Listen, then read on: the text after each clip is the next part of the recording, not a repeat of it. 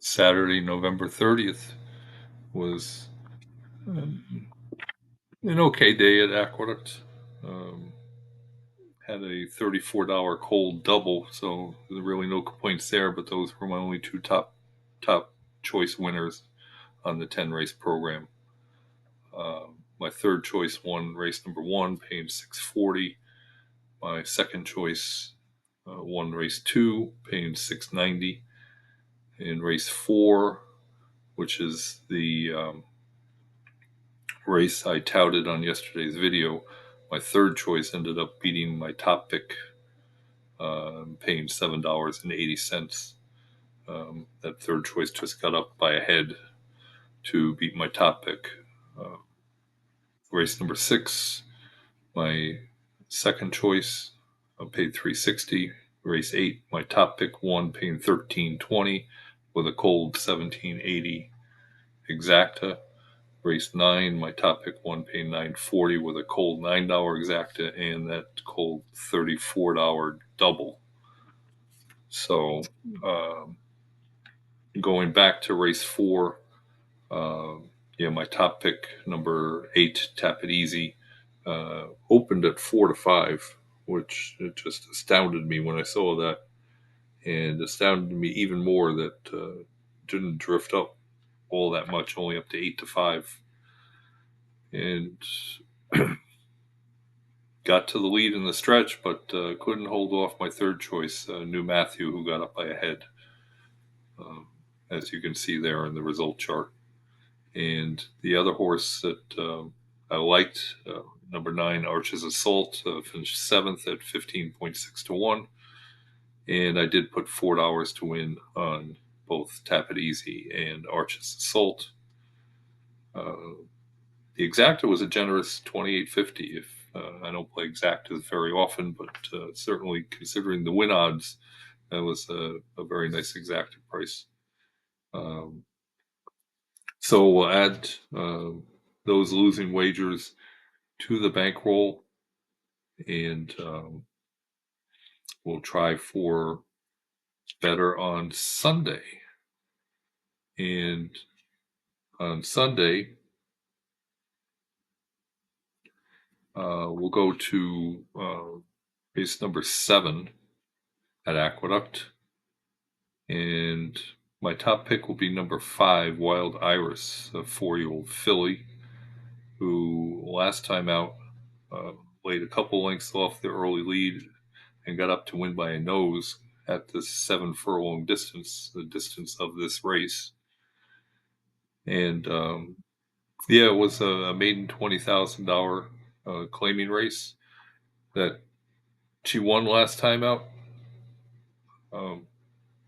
But there are things to like, especially when we look at the breeding stats for Wild Iris.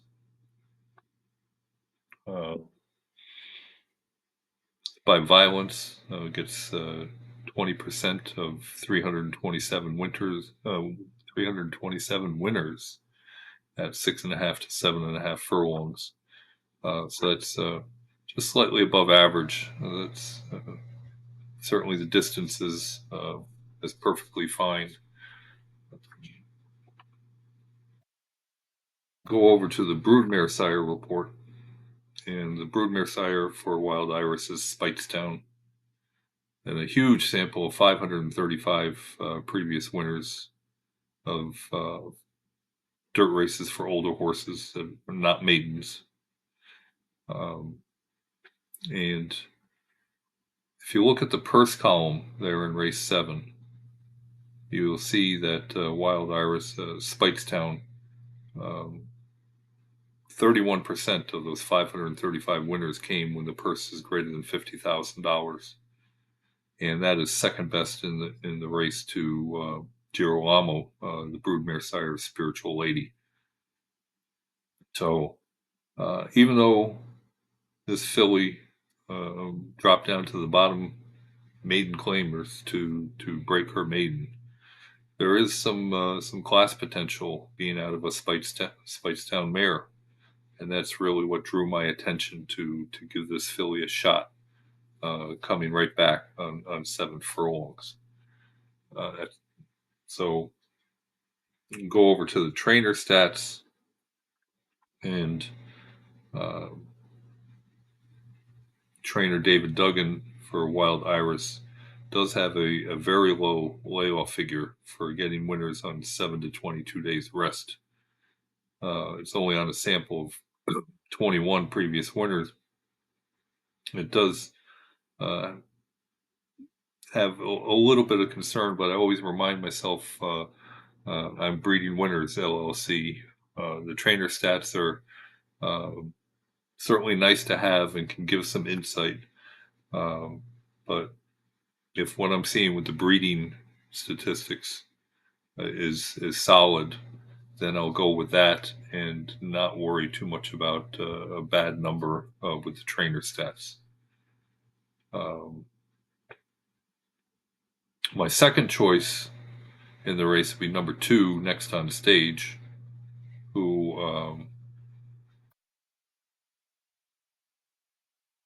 just has uh, solid stats all around for the breeding, and looking at the past performances, a 3-year-old filly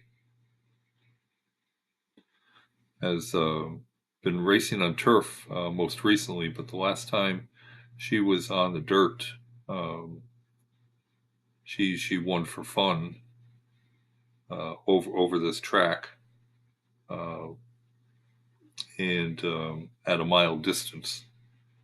So Next on Stage likes to be on the early lead, and she won her only race at 7 furlongs. Has 2 wins in 2 seconds and a third from 5 starts over this track. Everything looks solid. Dylan Davis riding, and he's certainly become one of the top jocks in New York. So Next on Stage would be my second choice, and probably would be about 2 to 1. Whereas Wild Iris could be anywhere from 12 to 20 to 1. It's kind of hard to say. And for my third choice, I'll go with number 9, Spiritual Lady, just as a throw in case one of my top 2 are scratched. So we'll see how the odds are right before the race. Um, I could do $4 to win on both of my top 2 picks, unless Next on Stage is bet too heavily, and then I'll just take a whirl with Wild Iris at a big price and hope for a big score. So um, we'll see how it plays out. Have yourself a wonderful Sunday, and we'll talk to you tomorrow.